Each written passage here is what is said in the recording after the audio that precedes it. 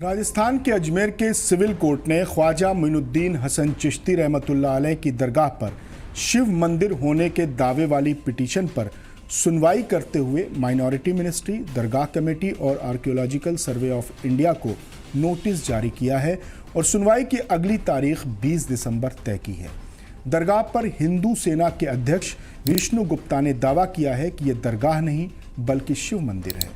विष्णु गुप्ता ने दरगाह में मंदिर होने के अपने दावे के पीछे 3 हवाले दिए हैं। अपना पहला दावा और हवाला पेश करते हुए वो कहते हैं कि अंग्रेजी हुकूमत में अजमेर नगर पालिका के कमिश्नर रहे हरबिलास सारदा ने 1911 में लिखी अपनी किताब में दरगाह के मंदिर पर बने होने का जिक्र किया है। हमने उनकी किताब को बुनियाद बनाया है। अपने दूसरे हवाले में वो कहते हैं कि हमने अपने लेवल पर रिसर्च किया और किताब की जानकारी की बुनियाद पर दरगाह में जाकर देखा है। दरगाह का स्ट्रक्चर हिंदू मंदिर को तोड़कर बनाया गया है। दरगाह की दीवारों और दरवाज़ों पर बनी नक्काशी हिंदू मंदिरों की याद दिलाती है। अपने दावे के तीसरे हवाले में वो कहते हैं कि अजमेर का हर एक शख्स जानता है और उनके बुजुर्ग भी बताते रहे हैं कि वहाँ शिवलिंग हुआ करता था। लोगों का भी कहना है कि यहाँ हिंदू मंदिर हुआ करता था। विष्णु गुप्ता ने दावा किया कि दरगाह में बने तहखाने को बंद किया गया है। सर्वे होगा तो सारी सच्चाई सामने आ जाएगी।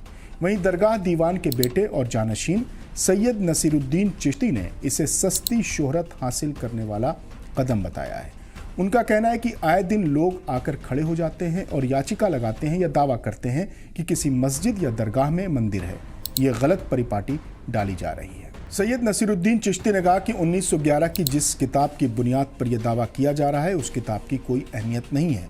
100 साल पुरानी किताब की बुनियाद पर 850 साल के इतिहास को नहीं झुठलाया जा सकता।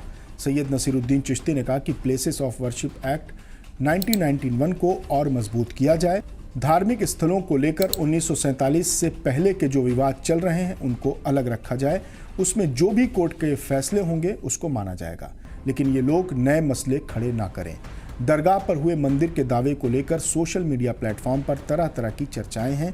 लोग कह रहे हैं कि जिस दरगाह पर हिंदुस्तान के वजीर आजम चादर पेश करते हों, कई सूबों के सीएम चादर पेश करते हों, कई मरकजी और रियासती वजीर चादर पेश करते हों, उस 850 साल पुरानी दरगाह पर सवाल उठाना एक मजाक और सस्ती शोहरत की भूख लगती है।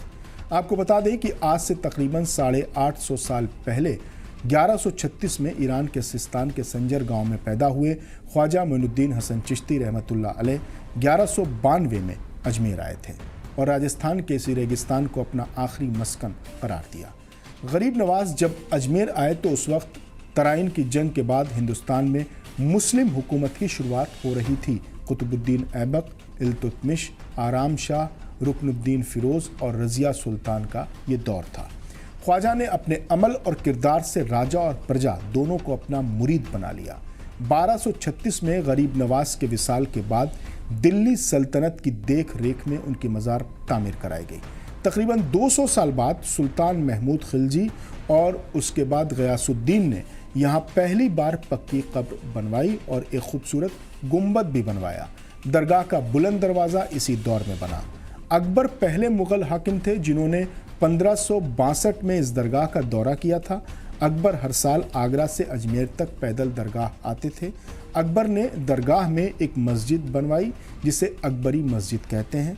इसके बाद शाहजहां ने साल 1637 में एक खूबसूरत मस्जिद बनवाई जिसे शाहजहानी मस्जिद के नाम से जाना जाता है। शाहजहां की बेटी जहां आरा बेगम ने दरगाह में कुछ खूबसूरत मेहराबें बनवाई थी। जहां आरा बेगम ने छोटा सा चबूतरा भी बनवाया था जिसे बेगमी चबूतरा कहा जाता है। इस दरगाह ने कई हाकिमों और बादशाहों का दौर देखा। 21वीं सदी में भी इस दरगाह से मोहब्बत, इत्तेहाद, अखलाक और समाजी बराबरी का पैगाम दिया जा रहा है और बिला तफरीक हर मज़हब के लोग अपनी अक़ीदत और मोहब्बत और हाज़री पेश करते हैं।